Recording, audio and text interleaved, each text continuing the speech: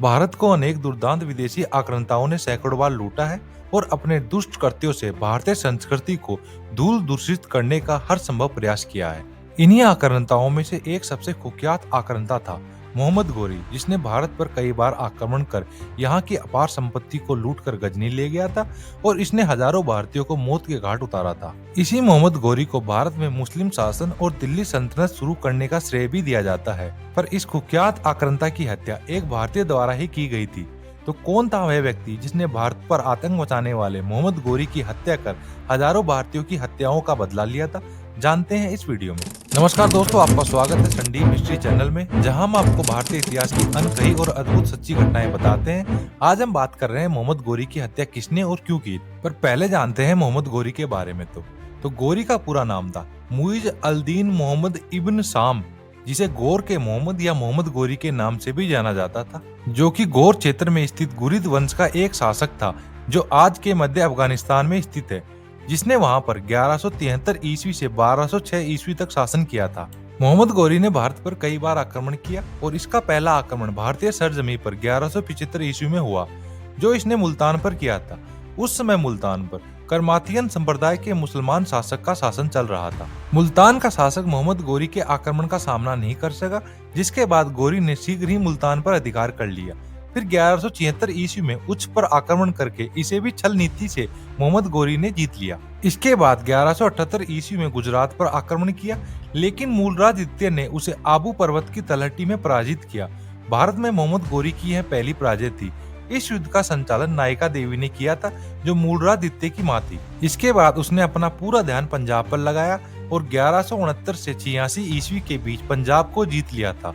पंजाब को जीतने के बाद गोरी ने भारतीय मुख्य भूमि पर अधिकार करने के लिए प्रयास शुरू किए, इसलिए उसने 1189 ईस्वी में भटिंडा पर आक्रमण करके उसे जीत लिया। यहीं से मोहम्मद गोरी की पृथ्वीराज चौहान के साथ दुश्मनी की शुरुआत हुई और इसी वजह से मोहम्मद गोरी और पृथ्वीराज चौहान के बीच 1191 ईस्वी में तराइन का प्रथम युद्ध हुआ, जिसमें पृथ्वीराज चौहान ने गोरी को पराजित किया। लेकिन इस युद्ध के बाद पृथ्वीराज चौहान ने भारतीय इतिहास की सबसे बड़ी गलती की थी, जो थी युद्ध के बाद मोहम्मद गोरी को जिंदा छोड़ देना। अगर इस युद्ध के बाद पृथ्वीराज चौहान ने मोहम्मद गोरी को मार दिया होता तो आज भारतीय इतिहास का स्वरूप ही कुछ अलग होता, पर इतिहास अगर मगर से नहीं चलता। पृथ्वीराज चौहान की इस गलती का फायदा उठाकर मोहम्मद गोरी ने 1192 ईस्वी में पृथ्वीराज चौहान के खिलाफ तराइन का दूसरा युद्ध लड़ा। इस युद्ध में पृथ्वीराज चौहान हार गए और मोहम्मद गोरी ने अजमेर तथा दिल्ली तक के क्षेत्रों को जीत लिया। इसी के साथ चौहान साम्राज्यों का इन क्षेत्रों में राज खत्म हुआ। इस युद्ध के बाद मोहम्मद गोरी की मौत की एक थ्योरी सामने आती है। जी हाँ, पृथ्वीराज रासो ग्रंथ में दावा किया गया है कि इस युद्ध के बाद मोहम्मद गोरी पृथ्वीराज चौहान को कैद करके गजनी ले गया और कैद किए गए व्यक्तियों में से पृथ्वीराज चौहान का दरबारी कवि चंद्रबदाई भी था।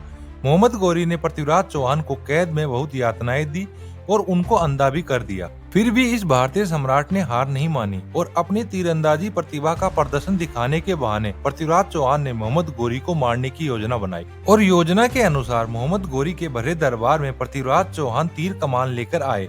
हालांकि पृथ्वीराज चौहान न देख पाने के कारण सही निशाना नहीं लगा सकते थे, इसलिए यहाँ पर उनकी मदद की उनके दरबारी कवि चंद्रबदाई ने अंधे पृथ्वीराज चौहान को मोहम्मद गोरी की स्थिति का पता बताने के लिए एक कविता कही, जिसे पृथ्वीराज चौहान को पता चल सके कि मोहम्मद गोरी कितनी दूरी पर और कहाँ बैठा है। 4 बांस 24 गज अंगुल अष्ट प्रमाण, ता ऊपर सुल्तान है मत चूको चौहान। यह सुन पृथ्वीराज चौहान ने गोरी की तरफ तीर चलाया।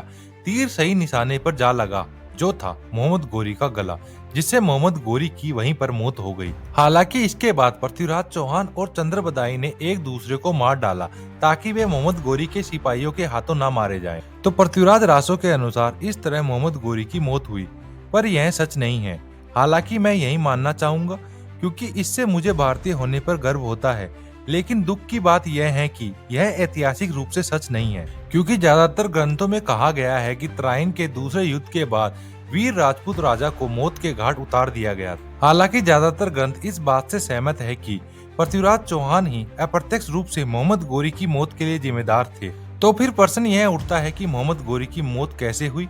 तो जैसा कि मैंने अभी बताया, ज्यादातर विवरण बताते हैं कि पृथ्वीराज चौहान कम से कम अप्रत्यक्ष रूप से मोहम्मद गोरी की मौत के लिए जिम्मेदार। दरअसल अपने राजा पृथ्वीराज चौहान की मृत्यु के बाद उनके सामंतों, जागीरदारों और प्रजा में आक्रोश था।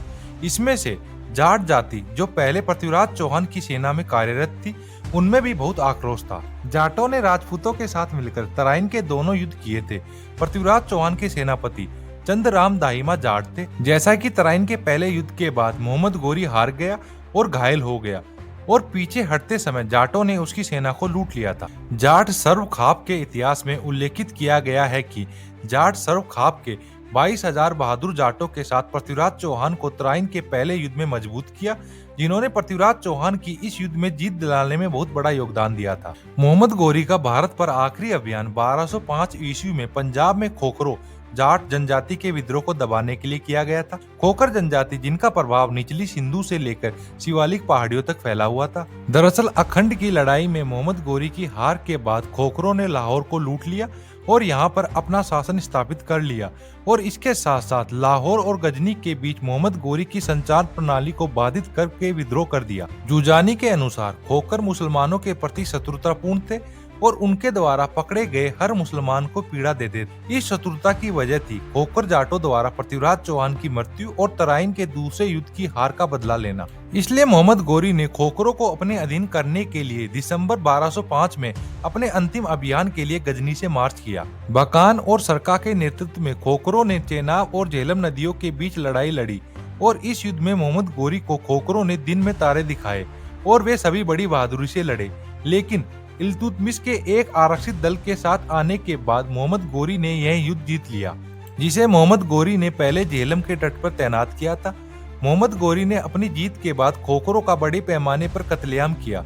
उनकी सेनाओं ने जंगलों को भी जला दिया, जहां उनमें से कई ने भागते समय शरण ली थी। इस नरसंहार का बदला लेने के लिए खोखर जाटों ने 15 मार्च 1206 ईस्वी को रामलाल खोखर, जो एक महत्वपूर्ण सेनापति थे, के नेतृत्व में एक जाट सेना ने मोहम्मद गोरी के कारवां पर हमला किया, जिसमें सुल्तान मोहम्मद गोरी खुद सवार था। गोरी की सेना जाटों द्वारा अपनाई गई छापामार रणनीति को हरा नहीं सकी और पराजित हो गई और सोहाबा के पार दामियाक में, जो आधुनिक पाकिस्तान के पंजाब प्रांत में झेलम शहर के पास है, रामलाल खोखर ने मोहम्मद गोरी का सर कलम कर दिया। इस तरह रामलाल खोखर ने मोहम्मद गोरी का सिर कलम कर खोखरों के नरसंहार का बदला लिया। मोहम्मद गोरी के ताबूत को उनके वजीर मोइजुल मुल्क द्वारा अन्य कुलीनों के साथ दामियाक से गजनी ले जाया गया, जहां उन्हें उनकी बेटी के मकबरे में गजनी में दफनाया गया। हालांकि आज तक मोहम्मद गोरी के हत्यारों की पहचान और इसके लिए जिम्मेदार लोगों के बारे में काफी भ्रम है और ऐसा ऐतिहासिक विवरणों में मिलने वाले विरोधाभास विवरणों के कारण है। अलग अलग विवरण हत्या के लिए अलग अलग समूह को दोषी ठहराते हैं, लेकिन समकालीन और आधुनिक इतिहासकार इस बात का दावा करते हैं कि मोहम्मद गोरी की हत्या खोखर जाटों ने ही की थी। जैसा कि मिनहाज ए सिराज जुनानी कहते हैं, सुल्तान हिंदुस्तान में आया और उसने विद्रोही जाति को नरक में भेज दिया। गोरीद सुल्तान धामियाक आधुनिक झेलम पंजाब में शिविर में ईसा रात की नमाज अदा कर रहे थे, जब 15 मार्च 1206 ईस्वी को हत्यारों ने उन पर हमला किया और उन्हें मार डाला। तबकाते नासरी में कहा गया है कि समुद्र और भूमि के शासक मुइजुद्दीन की शहादत दुनिया की शुरुआत से जिनके समान कोई राजा नहीं हुआ है, वर्ष 602 में साबान महीने की 3 तारीख को दमियक में एक पड़ाव स्थल पर गजनी के रास्ते पर हुई। मध्यकालीन इतिहासकार फरिश्ता ने भी दावा किया है कि उनके हत्यारे हिंदू खोखर थे। तारीखे फरिश्ता में उन्होंने कहा है कि 20 खोखर काफिरों ने, जिन्हें पहले उनके द्वारा डरा दिया गया था, उनके काफिले पर हमला किया और उन्हें खंजर से मार डाला। जामी अल तवारिक में कहा गया है कि खोखरों ने ही सुल्तान की हत्या की थी, अपने साथियों की मौत का बदला लेने के लिए। अधिकतर आधुनिक स्रोत भी यही कहते हैं कि मोहम्मद गोरी की हत्या खोखर जाटों ने ही की थी। इस तरह वीर सेनापति रामलाल खोखर ने मोहम्मद गोरी के आतंक से भारत को बचाया। तो आज की वीडियो में इतना ही, मिलते हैं नेक्स्ट वीडियो में। अगर आपको यह वीडियो पसंद आया हो तो इसे लाइक करें, शेयर करें और हमारे चैनल को सब्सक्राइब करना न भूलें। धन्यवाद। जय हिंद, जय भारत।